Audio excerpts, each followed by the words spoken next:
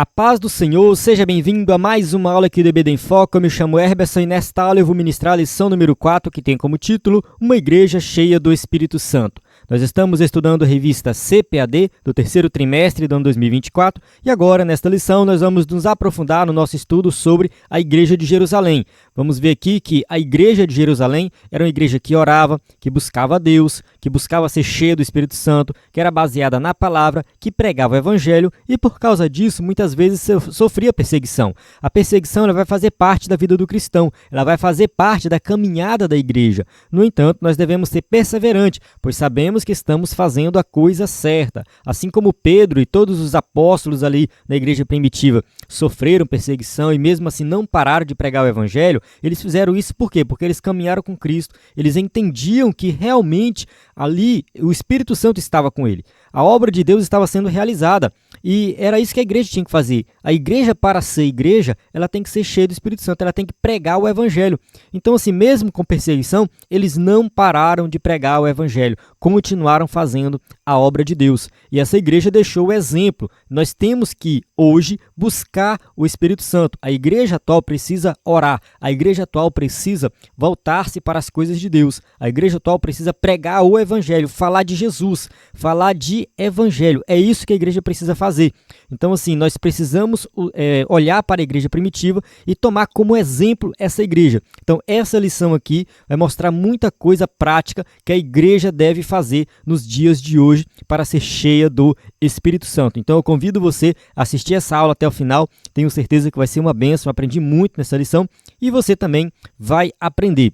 Eu vou usar aqui o slide em PowerPoint. Nosso slide é 100% baseado na revista, com imagem de qualidade, bem pronto para ser usado. Então, você pode usar aí na sua igreja com a TV, com o Data Show. Tenho certeza que sua aula vai ser diferenciada.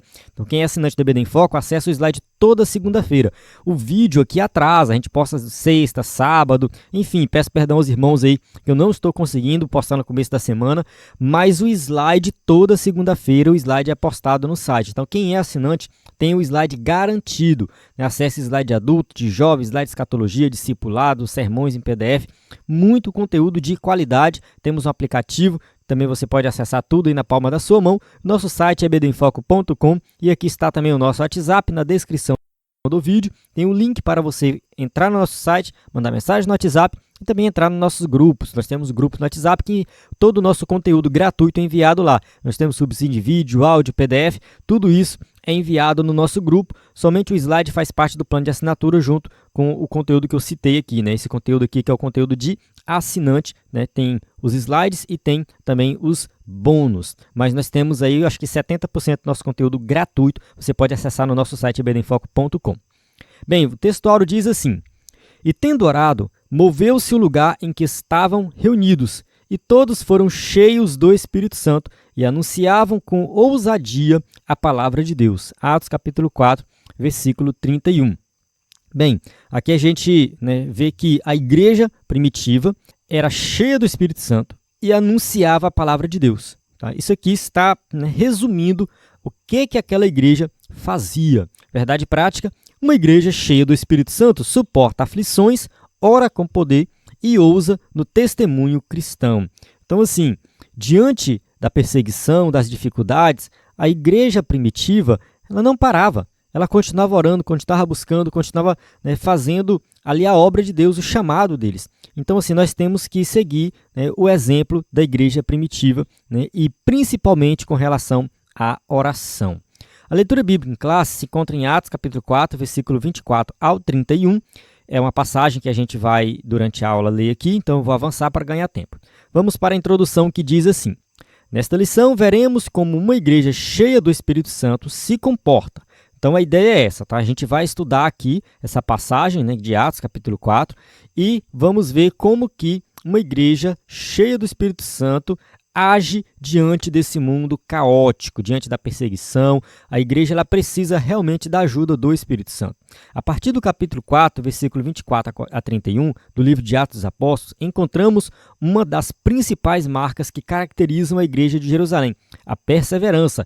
Era uma igreja perseverante, era uma igreja que orava, era uma igreja que, diante da perseguição, eles não estavam ali preocupados se iam morrer, se iam ser presos. Isso não importava para eles. O importante era pregar o Evangelho. Uma igreja perseverante é capacitada para dar testemunho de sua fé, mesmo que em meio ao fogo da provação. Vamos ver aqui primeira carta de Pedro, capítulo 4, versículo 12, que diz assim, ó: Amados, não estranheis a ardente prova que vem sobre vós para vos tentar, como se coisa estranha vos acontecesse. Então, assim, se vocês estão sendo tentados, estão sendo perseguidos, não ache isso estranho, não é nada demais, não é nada diferente.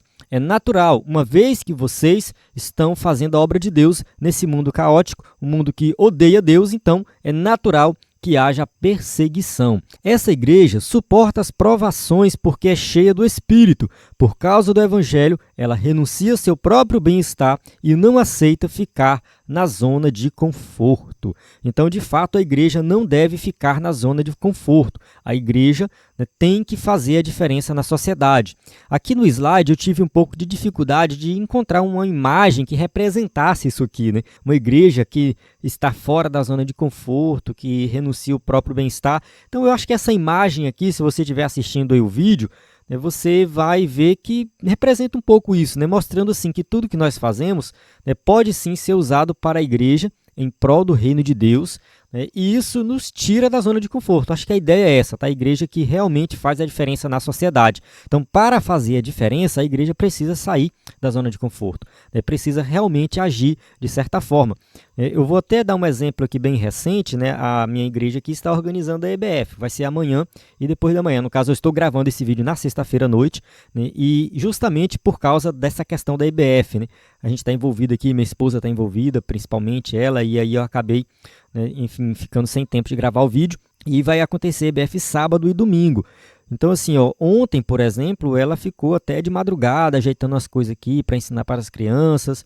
E agora, eu estou gravando aqui 11 horas da noite e ela não voltou ainda, Foi para a igreja organizar, arrumar as coisas lá para deixar tudo no jeito para amanhã cedo, começar a EBF. E, enfim, evangelizar, vai ter passeata na rua, vai chamar as crianças. Então, assim, para fazer essas coisas, para chamar a atenção, para levar as pessoas para a igreja, tanto para fortalecer os crentes, como para pregar o evangelho aos ímpios, a igreja precisa sair da zona de conforto, precisa agir, precisa, no caso, fazer algo diferente. E a igreja aqui somos nós, é a reunião dos crentes. Então, a igreja, para fazer a diferença, precisa, de alguma forma, fazer um certo sacrifício. Então, a gente precisa realmente agir. Não vamos fazer a diferença nesse mundo se ficarmos confortáveis. Isso aqui não tem como fugir, tá? Não tem como fugir. Quer fazer a diferença, quer fazer algo diferente, quer impactar a sociedade, quer levar o evangelho, vai ter que sair da zona de conforto. Na verdade, sem a capacitação do Espírito, o corpo de Cristo não suporta as provas para cumprir sua missão no mundo. Então, assim, o corpo de Cristo aqui é a igreja, não vai suportar as provas, as perseguições, se não tiver a capacitação do Espírito Santo. Outra marca de uma igreja cheia do Espírito Santo é a sua capacidade de orar com poder e, por isso, impactar o mundo ao seu redor. Essa oração fortalece a igreja, capacita a testemunhar de maneira eficaz. Então, aqui o escritor da revista vai falar sobre oração, um tópico exclusivo sobre oração. E adiantando, a gente vai deixar bem claro que a oração ela deve fazer parte do cotidiano da igreja. A igreja, como uma instituição, como um grupo de pessoas, precisa se organizar para orar junto, marcar momentos de oração. A oração deve ser frequente, ela fortalece a igreja, ela capacita a igreja a testemunhar de maneira eficaz, como está escrito aqui. Infelizmente, muitas igrejas hoje não se importam mais com oração, ignoram a oração e, enfim, são igrejas frias, igrejas que não fazem a diferença. Então, da mesma forma, uma igreja cheia do Espírito Santo é marcada pela ousadia para proclamar o evangelho com poder e, por isso, se tornar relevante para o mundo. Então, uma igreja cheia do Espírito Santo prega o evangelho. Então, isso aqui foi só a nossa introdução, Só deixando bem claro que nós vamos tratar de todos esses temas aqui da introdução dentro da lição em detalhes. Então convido você a continuar conosco aí e também você pode se inscrever no nosso canal, curtir o vídeo, né, dar o joinha no vídeo, deixar um comentário. Às vezes eu esqueço de responder os comentários, a correria aqui eu acabo ficando sem tempo, mas eu leio todos os comentários, tá? Eu leio tudinho e eu agradeço a todos que comentaram no vídeo anterior, né, e nos vídeos aí anteriores que eu tenho postado, né? E você pode comentar também nesse vídeo, fazer a sua participação aí. Vamos aqui para o tópico 1, uma igreja perseverante. 1.1, suporta o sofrimento. Após sua pregação junto à Porta Formosa, Pedro e João são levados presos e posteriormente ameaçados por pregarem o nome de Jesus. Então, assim, Pedro e João, quando eles chegam ali na Porta Formosa, que tem aquele homem que é deficiente desde quando nasceu, tem mais de 40 anos de vida, e ali acontece um milagre, as pessoas se reúnem, eles pregam o evangelho, e por causa disso eles são levados presos para serem interrogados no dia seguinte. Vamos ler aqui Atos 4,17, o que falaram para eles? Diz assim, ó, mas para que não se divulgue mais entre o povo, ameacemo-los rigorosamente para que não falem mais nesse nome a homem algum.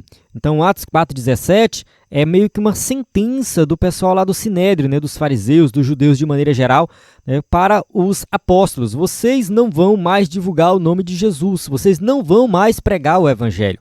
Foi dito a eles que não falassem nem ensinassem no nome do Senhor. Então, assim, a igreja primitiva foi perseguida principalmente pelos religiosos da época. Quem estava perseguindo eles não eram os romanos, não eram os ateus. Não, quem estavam perseguindo eram os judeus. Eram os religiosos, a classe dominante religiosa daquela época. Eles estavam proibindo os discípulos de pregar Jesus, de falar de Jesus. Só que eles estavam contradizendo aquilo que eles estavam vendo ali. Eles viram que aquele homem que era aleijado andou. Isso foi pelo poder de Deus, foi pelo poder do Evangelho, foi pelo poder do Espírito Santo. Eles presenciaram aquilo, só que o coração estava endurecido, eles estavam cegos pela religiosidade. Eles não conseguiam ler o Antigo Testamento e ver que no Antigo Testamento estava a promessa do Messias e que essa promessa se cumpria em Jesus. Por esse motivo, estavam perseguindo todos os seguidores de Cristo. Então, a igreja primitiva foi perseguida inicialmente pelos religiosos. A ordem era clara, mas os apóstolos estavam dispostos a pagarem o preço de não segui-la. Então eles receberam essa ordem de não pregar o nome de Jesus, de não divulgar o nome de Jesus, mas naquele mesmo instante eles já falaram que não iam obedecer. Naquele mesmo instante, eles já discordaram daquela ordem, falaram, nós não podemos fazer isso, porque se a igreja deixa de pregar, se a igreja deixa de falar de Jesus, ela deixa de ser igreja, ela perde a sua principal característica, a única que é a mais importante, que é pregar o evangelho. Eles suportariam tudo por amor a Jesus, agiam com perseverança. Isso só foi possível porque Pedro, que falava por si e pelos demais apóstolos, havia sido cheio do Espírito Santo. Atos capítulo 4, versículo 8. Então Pedro, cheio do Espírito Santo, lhes disse, principais do povo e vós, anciãos de Israel. Então, quando Pedro foi chamado para depor, para falar com eles ali, e quando Pedro foi pregar, enfim, quando Pedro falou com aquele homem que estava, né, ali na Porta Formosa pedindo esmola, a todo momento, Pedro estava cheio do Espírito Santo. Então, cheio do Espírito Santo, ele tinha as palavras corretas, ele sabia falar com ousadia. O tempo verbal do grego usado no versículo 8, tendo sido cheio, demonstra que o apóstolo, que já havia sido batizado no Espírito, no Pentecoste, foi revestido novamente do poder do alto. A gente precisa entender que ser cheio do Espírito Santo deve ser algo constante na nossa vida. Nós devemos sempre estar buscando, orando e pedindo para sermos revestidos do poder do alto. Não significa aqui que Pedro foi batizado com o Espírito Santo novamente, não é isso. A Pedro simplesmente ele foi batizado com o Espírito Santo, depois ele buscou mais do Espírito Santo na sua vida e ser cheio do Espírito Santo foi uma constante na vida de Pedro. O tempo todo Pedro era cheio do Espírito Santo. Ele estava sempre se revestindo do poder do alto. Então, uma igreja continuamente cheia do Espírito suporta as provas e o sofrimento. Então, Então, não importa qual seja a perseguição, não importa qual seja a provação, a igreja cheia do Espírito Santo, ela vai suportar qualquer tipo de problema. Tópico 1.2, não negocia seus valores. Quando a classe sacerdotal intimou os apóstolos e lhes deram ordem expressa para que eles não falassem nem ensinassem no nome de Jesus, a resposta dos apóstolos foi: julgai vós se é justo, diante de Deus, ouvir-vos antes a vós do que a Deus. Atos capítulo 4, versículo 19. Então, assim, Pedro bateu de frente com eles. Estava ali o Sinédrio, 70 anciãos, acho que era 71, que eles votavam ali, era um número ímpar.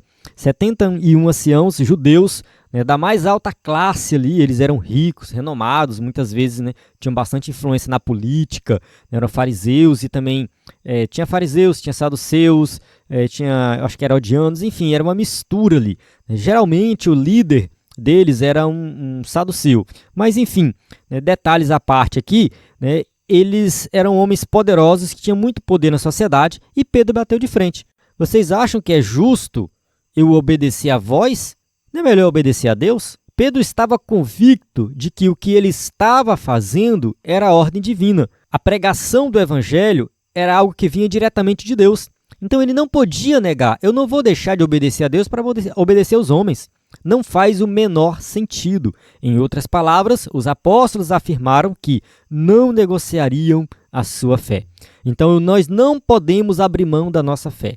Nós vimos Jesus, nós andamos com ele, nós vimos tudo que ele fez, os milagres que ele realizou, a gente viu ele sendo crucificado, a gente viu que ele ressuscitou, a gente viu ele subindo aos céus, a gente não pode negar isso que a gente viu.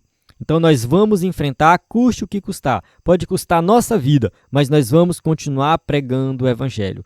Não abririam mão dos valores da fé que haviam recebido, pois eles são inegociáveis. Então é isso, eles andaram com o mestre, e Jesus chamou eles e falou assim: segui-me, eu farei de vós pescadores de homens. Então foi isso que Jesus falou para eles, foi essa promessa, e agora eles estão cumprindo isso. Estão pregando o evangelho, estão pescando homens. Como que nós vamos parar de fazer isso? Foi o próprio mestre que nos chamou para essa missão. Uma das marcas de uma igreja que perdeu ou está perdendo o poder do Espírito é a sua aceitação de princípios e práticas que afrontam as Escrituras. Então, assim, uma igreja que está se perdendo no meio do caminho, uma igreja que não é mais cheia do Espírito Santo, é uma igreja que não segue mais as Escrituras, é uma igreja que não segue mais os ensinamentos do Mestre, abriu mão dos ensinamentos do Mestre, uma igreja que não tem mais evangelho, que não prega mais a Bíblia, que os pastores que sobem no púlpito para pregar, prega qualquer coisa, prega qualquer ideia, qualquer ideologia, mas não prega a Bíblia, não prega as Escrituras. Então, assim, os apóstolos pregavam aquilo que eles aprenderam de Jesus. Era isso que eles pregavam. Eles pregavam o Antigo Testamento, falando assim, olha, tudo que está aqui aponta para Jesus. Nós andamos com Jesus. Ele fez isso, fez aquilo, falou aquilo. Nós só fazemos isso, nós só replicamos o que Jesus fez. E hoje a igreja faz isso através da Bíblia. A Bíblia é a nossa regra de fé, é o nosso manual de conduta. Tudo que Jesus fez e que está registrado aqui é o que nós vamos seguir. É o que nós vamos explicar, é o que nós vamos ensinar. Então, se a igreja não ensina a Bíblia, ela se perdeu no meio do caminho, ela não tem mais o poder do Espírito Santo. Tópico 1.3, está convicta de sua fé. Uma igreja cheia do Espírito Santo está convicta de sua fé, não se apoia em suposições, mas em fatos. Atos capítulo 4, versículo 20. Porque não podemos deixar de falar do que temos visto e ouvido. Olha só, os apóstolos deixaram bem claro que não tinha como, assim, não existia possibilidade deles deixarem de falar aquilo que eles viram na prática. Isso aqui é algo que eu acho que assim, fortalece muito a nossa fé, porque o que nós cremos hoje é baseado em algo real e verdadeiro. Os apóstolos não inventaram a mentira dizendo que Jesus fez milagres sem Jesus ter feito, dizendo que Jesus ressuscitou sem Jesus ter ressuscitado. Não foi uma mentira, porque pensa o seguinte, se você inventa uma mentira, inventa uma história qualquer aí, e aí de repente acontece algo que você é pressionado e você está correndo perigo, a sua vida está em risco por causa dessa mentira. Se você for pressionado, você vai falar, não, é uma mentira. Você não vai dar a vida por uma mentira. Ninguém faz isso. Ninguém, enfim, em sã consciência vai fazer isso. Pode ser que tenha algum louco maluco que faz por aí. Mas, enfim, pessoas normais não vão fazer isso. Tá? E quando a gente olha para os apóstolos, não foi só um. Foram os 12 apóstolos, mais uma grande quantidade de pessoas que nós não sabemos calcular quantas são essas pessoas que estavam com Jesus, andaram com Jesus, viram o que Jesus fez e deram a vida por Cristo, morreram por Cristo. Eles não abriram mão daquilo que eles viram e ouviram. Então, assim, de fato, aquilo ali não era uma mentira. Entende? De fato, o que está registrado na Bíblia não é uma mentira. Foi algo que aconteceu. Porque ninguém vai dar vida por uma mentira que ela mesma inventa. Não vai. Entende? Eles deram a vida porque eles estavam convictos do Evangelho, convictos do que Jesus fez. Então, tinha uma convicção muito forte ali. Então, eles estavam apoiados em fatos. E nós apoiamos no que eles ensinaram. Tá? A gente tem que deixar isso bem claro. Nós nos apoiamos no ensino dos apóstolos. A igreja se apoia hoje no ensino dos apóstolos, porque foram os apóstolos que presenciaram, que viram Jesus, que andaram com Jesus, né, e deram a vida por aquilo ali. E hoje nós acreditamos nele, no que eles falaram, e é por isso que a igreja permanece até hoje crescendo. Os primeiros cristãos não apenas ouviram sobre Deus, mas também testemunharam suas obras. Então, assim, eles estavam ali próximos, né, de tudo aquilo que aconteceu. Mesmo aqueles que se converteram depois do que Jesus subiu aos céus, né, estavam vivendo aquele período muito próximo. Então, eles tiveram contato direto ali com os apóstolos, né, que andaram com Jesus. Quando Filipe pregou em Samaria, os samaritanos se convenceram porque ouviam e viam os sinais que Filipe fazia. Atos capítulo 8, versículo 6. E as multidões unanimemente prestavam atenção ao que Filipe dizia, porque ouviam e viam os sinais que ele fazia. Então, assim, estava diante deles. Filipe estava pregando, realizando milagres, e estava diante dos olhos deles e eles acreditavam, né? Eles realmente creram. Eles entregaram a vida a Cristo. Então, assim, era diante de fatos. Alguém já disse que Deus é plenamente obedecido no céu, porque lá ele é visto, enquanto na terra, muitas vezes, é desobedecido por ser apenas ouvido. Eu não sei de onde o escritor da revista tirou isso aqui, mas eu discordo. Tá? Eu discordo, eu acho que, enfim, não faz muito sentido. Satanás estava no céu, né, segundo o que a gente acredita, né? Ele é um anjo caído, ele estava no céu, estava vendo Deus e mesmo assim ele desobedeceu, né? E, enfim, Adão e Eva também tinham contato direto com Deus, Deus falava com eles no jardim, né? Foram criados ali por Deus de forma bem direta, então desobedeceram a Deus. Então, assim, eu não penso dessa forma, tá? Eu vou discordar do escritor da revista nesse ponto, eu achei totalmente desnecessário esse parágrafo aqui, mas vamos avançar. No entanto, a igreja cheia do Espírito não apenas proclama a palavra, mas também manifesta a obra de Deus. Vamos ler aqui o trecho de Romanos, capítulo 15, versículo 18 e 19. Diz assim: porque não ousarei dizer coisa alguma que Cristo por mim não tenha feito, para fazer obedientes os gentios por palavra e por obras, pelo poder dos sinais e prodígios e pelo poder do Espírito de Deus, de maneira que desde Jerusalém e arredores até o Ilírico tenho pregado o Evangelho de Cristo. Então observe que Paulo deixa bem claro, né, que por onde ele passou, ele pregou, e além da pregação teve as obras, teve, no caso, boas ações, boas obras, e teve também sinais e prodígios, ou seja, milagres poderosos acontecendo. Isso aqui acompanhou a igreja primitiva e deve acompanhar a igreja nos dias de hoje também. A igreja atual, ela tem que ter ensino, ela tem que ter obras, tem que ter sinais e prodígios. A igreja atual, ela precisa buscar mais do Espírito de Deus, né? Tem que seguir o exemplo da igreja primitiva. Jesus foi poderoso tanto em palavras quanto em obras. Vamos ler Lucas 24, 19. E ele lhes perguntou, quais? E eles lhe disseram, as que dizem respeito a Jesus Nazareno, que foi homem, profeta, poderoso em obras e palavras diante de Deus e de todo o povo. Então aqui é a passagem de Jesus ali no caminho de Emaús, né? Enfim, é bom dar uma lida no contexto geral aí, mas está bem claro aqui que Jesus, enquanto ele andou aqui nessa terra, ele foi poderoso em obras e palavras diante de Deus. Ah, mas foi Jesus e tal. Sim, foi Jesus, né? mas nós devemos seguir o seu exemplo, né? Então, assim, colocando nós como igreja mesmo. A igreja atual deve fazer a diferença. Nós, como crentes, devemos fazer a diferença, né, nessa sociedade. As pessoas devem olhar para nós e falar, né, de forma positiva. É claro que a gente não vai sair por aí realizando milagre, né? Todo mundo que tem esse dom, né? Todo mundo tem o dom de realizar milagre e tudo mais, né? Mas, de certa forma, as boas obras que nós realizamos, elas devem refletir de forma positiva nesse mundo. Nós somos sal da terra e luz do mundo, devemos brilhar nas trevas, né? Então, assim, Jesus foi poderoso tanto, né, em palavras como em obras. A igreja primitiva, né, foi, né, poderosa em obras. Paulo, né, no caso, em todo o seu ministério, foi poderoso ali em obras e tudo mais. E a igreja atual também deve ser. E quando eu falo igreja atual, estou falando de nós como pessoas. Vamos para o tópico 2. Uma igreja que ora com poder. 2.1. Orando com um propósito. Antes de iniciar esse tópico, eu quero abrir um parênteses e falar aqui sobre o material de oração que nós temos aqui no IBD em Foco. Material de qualidade, baseado no livro que eu li há muito tempo atrás e mudou a minha visão de oração. O título do livro é Ocupado Demais para Deixar de Orar.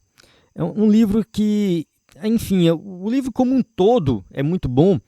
E eu peguei um trecho desse livro e transformei no material aqui no IBD em Foco. Vou mostrar aqui rapidinho, tá? Bem rápido mesmo. Então, esse aqui é o PDF, tá? Esse PDF aqui é gratuito, vou disponibilizar para vocês aí. Então, você que está me assistindo, vou deixar na descrição do vídeo, vou enviar no grupo também. Quem acompanha o IBD em Foco há um bom tempo já deve ter acessado esse material. É o ACAS, que é Adoração, Confissão, Agradecimento e Súplica. Então, isso aqui é a estrutura de uma oração. É claro que você não vai decorar a sua oração. A sua oração é algo espontâneo. No entanto, ela deve ser organizada. Isso aqui ajuda muito para quem vai orar e quer orar meia hora, quer orar uma hora, e às vezes fica sem saber o que falar, fica sem, enfim, tem uma organização ali na oração, né, e ora às vezes 5 minutos e não tem mais o que falar. Então o ACAS ele é muito bom, porque você começa a sua oração com adoração, adorando a Deus. Então aqui eu explico tudo, né, como adorar a Deus, cito o exemplo de alguns salmos e tudo mais, né. Tem a confissão, né, que você vai confessar os seus pecados e tal. Aí o agradecimento, você vai agradecer a Deus e tudo mais, e súplica. Então cada ponto desse aqui, se você passar 10 minutos, você ora 40 minutos tranquilamente. Tá? E falta coisa para falar, eu te garanto. Tá? Você ora e fala, meu Deus do céu, eu tenho que orar amanhã de novo, porque eu não consegui falar tudo. Eu não consegui expressar toda a minha adoração a Deus aqui hoje. Eu não consegui, né, agradecer a Deus por tudo. Porque você começa a agradecer pelas coisas que Ele fez para ti, aí agradece pelo seu esposo, pela sua esposa, pelo seu filho, enfim. Você começa a lembrar das pessoas, então você começa, né, a, enfim, falar, e aí não dá o tempo, você tem que sair para trabalhar e tal, né? Súplica é petição, você vai pedir, né? E aí você pede coisas materiais, coisas espirituais, pede para você, pede para a família, enfim, pede para todo mundo, e aí de repente você vê que o tempo que você tem não dá para a parte de súplica. Então é muito bom mesmo, tá? E a parte aqui do slide, que é um slide feito desse conteúdo, né?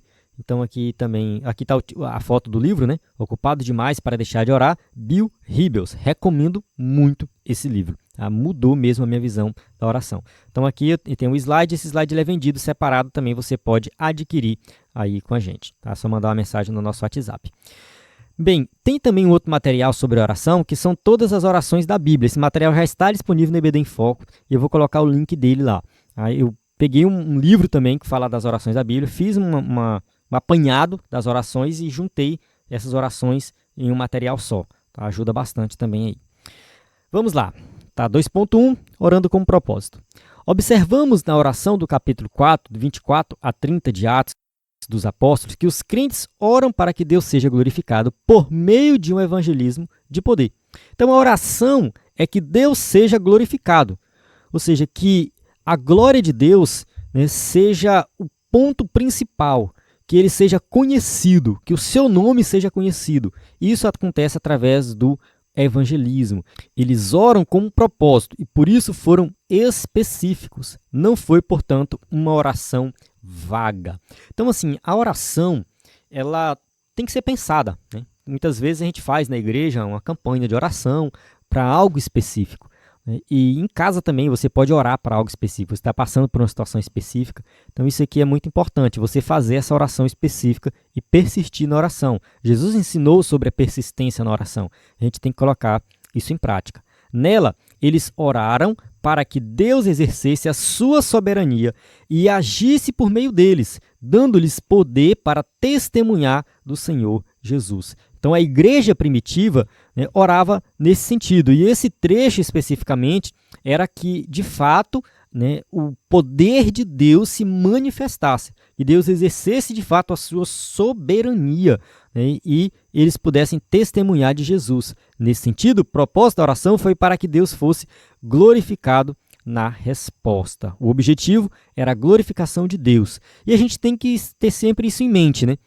Às vezes nós fazemos uma oração muito egoísta, né? A gente pede só para nós, fala de nós, quero isso, quero aquilo, meu Deus, me ajuda isso e aquilo. Não tem problema, tá? Mas eu acho que a questão da adoração na oração, ela contempla, né, justamente essa parte aqui que o escritor da revista coloca. Então é por isso que lá no Acas a gente começa com a adoração. Então Acas é adoração, confissão, agradecimento e súplica. Então a gente começando ali com a adoração, a gente exalta a Deus, fala dele, do seu poder, enfim, né, os salmos ajudam bastante nesse sentido também de você aprender a adorar a Deus. 2.2, orando em unidade. E, ouvindo eles isto, unânimes levantaram a voz a Deus. A concordância de Strong explica que a palavra unânimes vem do termo grego homotimadon, que significa um grupo de pessoas agindo com o mesmo propósito e em total harmonia. Então aqui a gente tem nessa palavra grega, né, homo, né, geralmente vem de união, do mesmo, né? Então está todo mundo com o mesmo pensamento, com a mesma harmonia, então todo mundo junto com o mesmo propósito. Então igreja é isso. Tá? Dentro da igreja vai acontecer de ter pessoas que divergem, que discordam? Sim. No entanto, o propósito principal de pregação do evangelho, de falar de Deus, esse propósito ele é o mesmo. Então nós estamos unidos em Cristo, tá? Com o mesmo propósito. Então a igreja deve orar junto, em conjunto. É importante você orar em casa, sozinho, sim. Porém, essa oração em conjunto na igreja, ela também é importante, ela faz a diferença, ela une os irmãos. Isso mostra que havia unidade e concordância na oração. Uma igreja cheia do Espírito Santo é unida. Então, uma igreja que ora é uma igreja que se une e deixa de lado todo tipo de divisão. Ela sabe respeitar as diferenças e entende que unidade não significa que todos são iguais.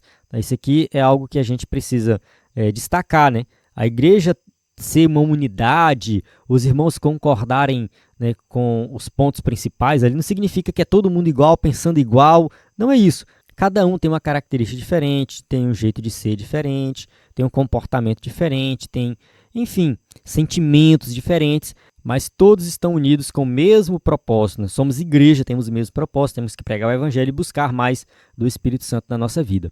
Então, no meio da igreja, há crentes mais experientes e outros que ainda estão aprendendo. Há aqueles que são maduros na fé e há os que ainda estão amadurecendo na caminhada cristã.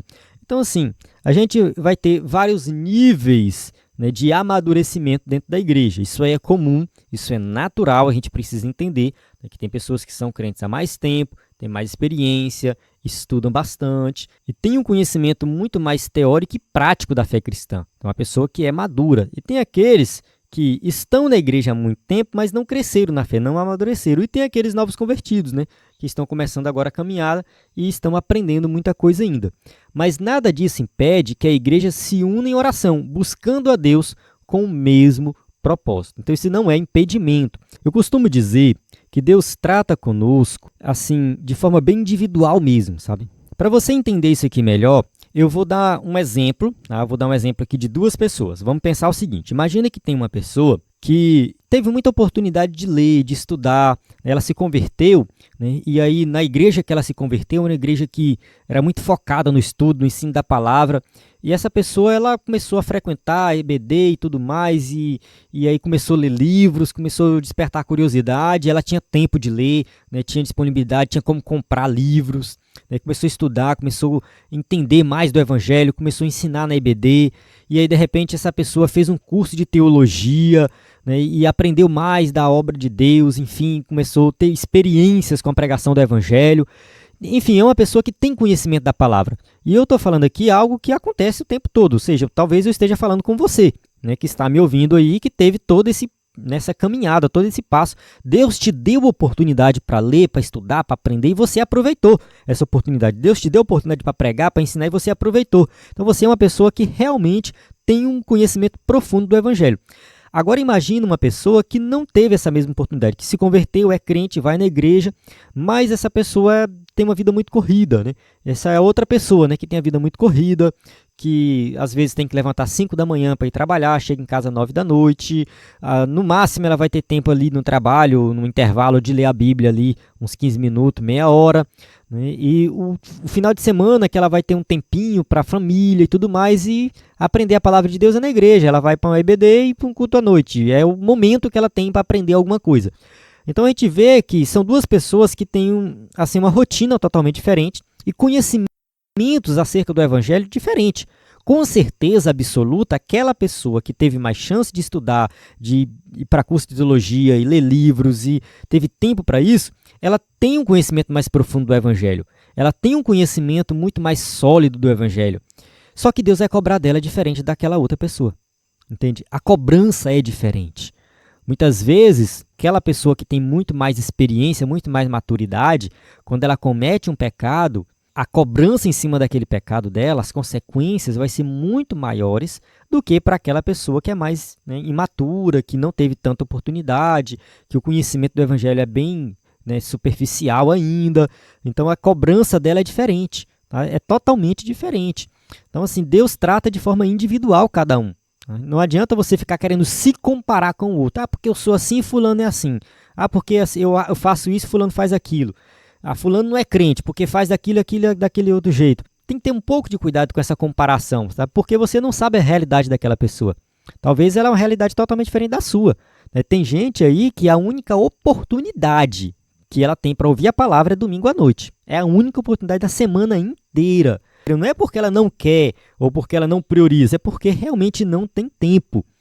E Deus vai cobrar dela num nível muito mais baixo do que o seu, que você tem muito mais tempo, muito mais disponibilidade, muito mais experiência de crente. Então a cobrança é diferente. Infelizmente, nesse momento aqui, eu não vou conseguir mostrar passagens bíblicas que dão embasamento para essa minha interpretação, tá bom? Não vou conseguir. Mas tem dentro da Bíblia, a gente tem embasamento bíblico. E assim, quando eu falo sobre isso, né, de uma pessoa que tem mais experiência, mais conhecimento, outra que tem menos, não estou dizendo que uma vai ser salva, a outra não vai. Não é isso. Não estou falando de salvação. Os dois vão ser salvos. Eu estou falando da maneira que Deus vai tratar com essas pessoas aqui nessa terra. No cotidiano, no dia a dia, a disciplina divina para cada um. Deus vai disciplinar cada um de uma forma diferente. Aquela pessoa que tem tempo para orar e não ora, ela sofre muito mais consequências disso do que aquela pessoa que não tem tempo para orar. E ora às vezes 5 minutos por dia, 5 minutos por semana, é o tempo dela. Mas Deus abençoa naqueles 5 minutos. Agora, aquela pessoa que tem meia hora, 1 hora para orar e não aproveita isso, a cobrança dela vai ser maior. Então, assim, é individual. Tá? É individual. Né? Os livros do C.S. Lewis, né, principalmente as Crônicas de Nárnia, ele fala sobre isso. Né? Eu não vou lembrar das passagens aqui agora, mas ele toca nesse assunto, né, que Deus cobra individualmente de cada um, né, de forma bem particular. Enfim, vamos avançar aqui. Tópico 2.3. Eu achei um pouco estranho a construção dessa frase aqui. Orando fundamentada na palavra de Deus. Eu achei estranho. Eu copiei da revista, né? Não sei se foi errado aqui, depois eu vou dar uma conferida. Mas seria, sei lá, uma oração fundamentada na palavra de Deus. Talvez seria mais correto, né? Mas essa é a ideia. Ao orarem, os crentes citaram os Salmos 2, no caso, verso 1 e 2, né? Vamos ler aqui Atos 4:25, que é a citação desse salmo. Que disseste pela boca de Davi, teu servo, porque bramaram as gentes e os povos pensaram coisas vãs. Então aqui, quando eles falam isso, né, eles estão citando a própria Bíblia, citando o Antigo Testamento. Então não basta orar, é preciso orar, tomando por base a palavra de Deus. Então assim, a oração, ela deve ser algo espontâneo, deve ser algo parecido com uma conversa que você tem com Deus. Mas quando você tem leitura da Bíblia, leitura da palavra, a sua oração ela pode ser muito bem fundamentada na palavra. Você pode orar assim: Deus, assim como o Senhor ouviu Ana, que estava clamando por um filho, e aí o Senhor respondeu Ana, então, Senhor, meu Deus, me responda. Ou seja, você, né, na sua oração, demonstra um conhecimento ali que você tem na palavra de Deus, um exemplo de uma oração ouvida. Estou dando só um exemplo aqui. Você pode orar pensando em qualquer outra história bíblica, você pode orar baseado num salmo. Então, isso aqui é bom demais para que a sua oração, né, ela seja uma oração centrada em Cristo, centrada em Deus, não centrada em si mesmo. Né? Uma oração que tem base nas Escrituras. Então, é uma conversa com Deus, né? E aí você tem que tomar como exemplo as pessoas que já conversaram com Deus, né? Que nós temos isso na Bíblia, né? Então, tomar como exemplo, né, tudo que Deus fez, a obra que Ele realizou. Então, você vai, né, usar isso na sua oração. Orar fundamentado na palavra é orar crendo e afirmando as suas verdades. Então, você, né, está crendo na palavra e afirmando a palavra.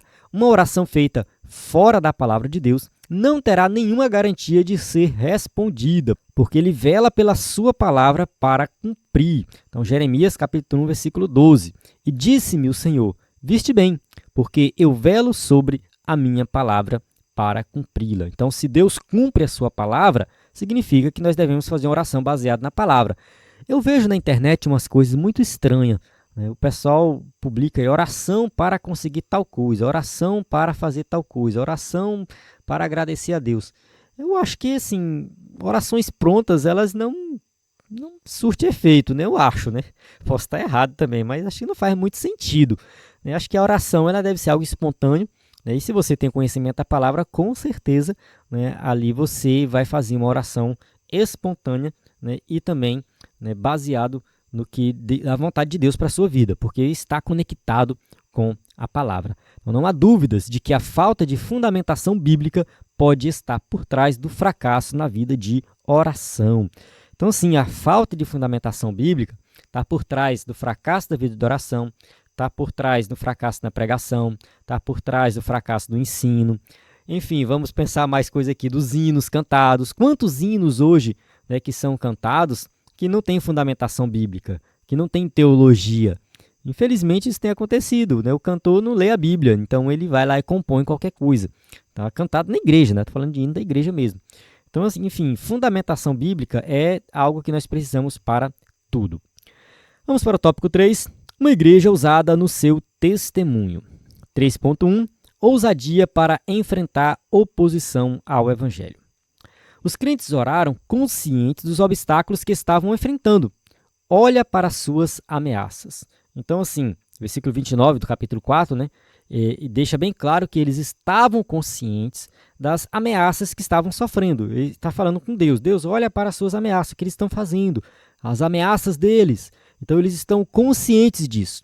Já foi dito que uma igreja cheia do Espírito é uma igreja perseverante. Então, sim, uma igreja cheia do Espírito Santo, ela não vai ter medo das ameaças, não vai ter medo das perseguições, ela vai perseverar até o fim. Ela suporta a oposição e o sofrimento por causa do Evangelho. Deve ser destacado ainda que uma igreja verdadeiramente bíblica sofrerá rejeição e oposição. Então, 2 Timóteo, capítulo 3, versículo 12. Na verdade, todos os que querem viver piamente em Cristo Jesus padecerão perseguições. Então, Paulo deixa isso bem claro. Se você quer realmente ser fiel a Cristo, você vai sofrer perseguição. De alguma forma, você vai ser perseguido, você vai ser rejeitado. Então, né, uma igreja bíblica, uma igreja que defende o evangelho, vai sofrer perseguição. Pregar o evangelho não é fácil. Pregar o evangelho é algo assim que é complicado, sabe? Muitas vezes nós somos perseguidos dentro da própria igreja pelos próprios religiosos, né, ao pregar o evangelho, ao falar exclusivamente de Jesus. Então, uma igreja que procura se ajustar à agenda do Estado perdeu a sua autoridade espiritual e sua legitimidade bíblica. Então, sim, né, a igreja que deixa de pregar o evangelho, né, e passa a ser pautada pelas coisas que os políticos falam, principalmente, né? Então, assim, eu acho que ela perdeu o foco. Tá? Eu vejo muitas igrejas aí, né? Eu vi muitas igrejas no passado, aí, na época da política, né? Que em vez da igreja pautar a política, aconteceu o contrário, né? Pautar, eu digo, a igreja vai determinar o que vai ser debatido. A igreja vai impor, olha, isso, isso e isso. Estava acontecendo o contrário. Os políticos que colocavam para a igreja o que a igreja tinha que debater. Não é assim que você defende, é assim que você faz. Então, assim, muitas igrejas abriram mão da Bíblia para defender uma ideologia específica, né? Para defender uma ideia específica, de acordo com os ideais daquela ideologia. Né? A igreja, né, enfim, abriu mão do evangelho para defender algo humano. Né? E deve ser o contrário. Tá? A igreja ela deve impor, né, a agenda, ela deve impor, né, os temas e dizer como que isso deve ser defendido, né, através do evangelho. É o evangelho que vai dizer assim, olha, é assim, assim, assado. Esse tema aqui a gente trata dessa forma. Ah, não, mas tem que ser assim. Não, nós tratamos dessa forma aqui. De acordo com o evangelho é assim. Ah, mas nós somos a favor disso e daquilo. Não interessa, nós tratamos dessa forma. A igreja ela deve ser firme nisso aí. Tá? Não é o Estado, não é o político A ou o político B que tem que determinar como que a igreja trata tal tema. A igreja ela tem o evangelho, ela tem a Bíblia. Ela fala assim, é assim e é assim. Eu trato dessa forma. Bem, vamos lá, né? 3.2.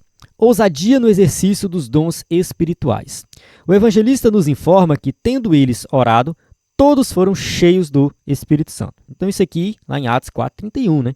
Eles foram cheios do Espírito Santo. Então foi o batismo do Espírito Santo novamente. Não, foi cheio do Espírito Santo. A igreja tem que buscar continuamente ser cheia do Espírito Santo.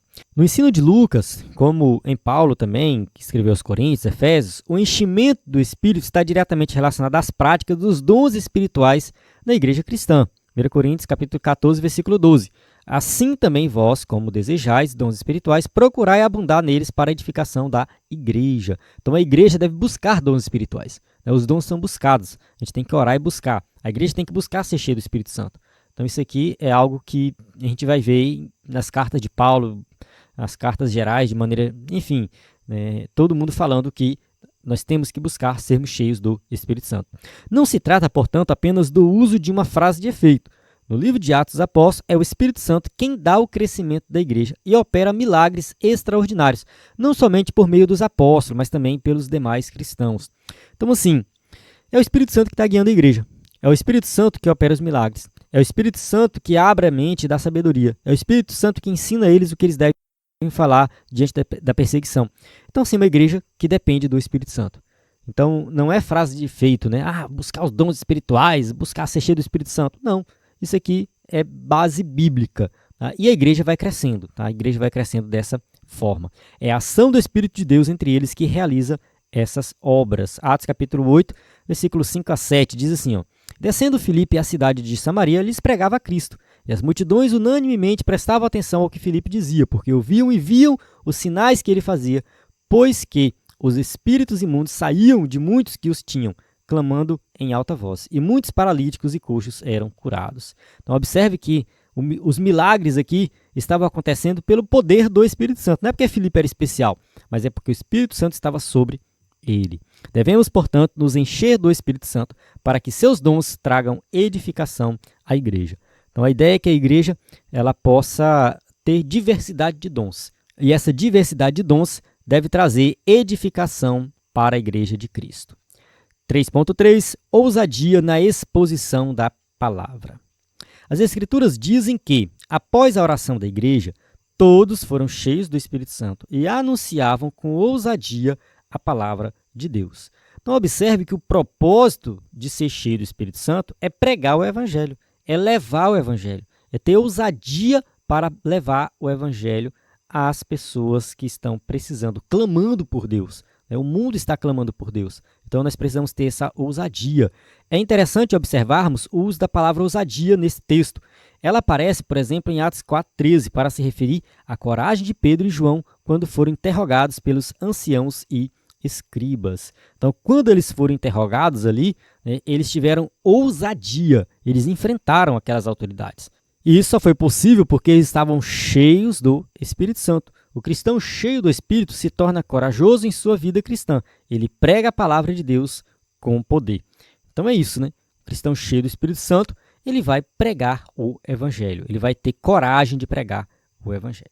Amém? Chegamos na conclusão da nossa aula que diz assim. Nesta lição, vimos o que caracteriza de fato uma igreja pentecostal. Suas características se tornam visíveis e estão diretamente associadas à plenitude do Espírito Santo. A primeira igreja não foi perfeita, como o livro de Atos deixa bem claro. Contudo, suas limitações eram superadas por um viver diário sob a capacitação do Espírito Santo. Se queremos, de fato, ser uma igreja relevante, devemos nos deixar encher do Espírito Santo. Bem, a conclusão aqui é bem enfática em dizer, né, que a gente viu aqui, né, o que caracteriza uma igreja pentecostal. Então, quando a igreja diz que ela é pentecostal, ela está querendo dizer o quê? Né, que ela acredita no batismo com o Espírito Santo, que acredita na atualidade dos dons espirituais, né, que acredita no poder do alto, no revestimento de poder para pregar o evangelho. Só que isso tem que acontecer na prática. Não pode ser só teologia, não pode ser só teoria. A igreja tem que buscar isso na prática. A igreja tem que fazer a diferença. A igreja ela precisa ser cheia do Espírito Santo, né, para que ela possa pregar o evangelho. A igreja como um todo, a igreja de Cristo como um todo, e principalmente as igrejas locais, as igrejas menores. Enfim, são igrejas que representam um todo, né? Ou seja, a igreja de Cristo como um todo, em um grupo pequeno, e ali, nesse grupo pequeno, eles têm todas as características da igreja de Cristo, e a principal delas é ser cheios do Espírito Santo e pregar o evangelho. Amém? Então é isso. Eu acho que essa lição aqui ela deve nos despertar para que nós possamos orar mais e buscar mais do Espírito de Deus sobre a nossa vida. Então aqui nós chegamos nas perguntas para quem vai usar o slide aí na igreja, passar as perguntas para os seus alunos. Isso aqui é muito importante, né?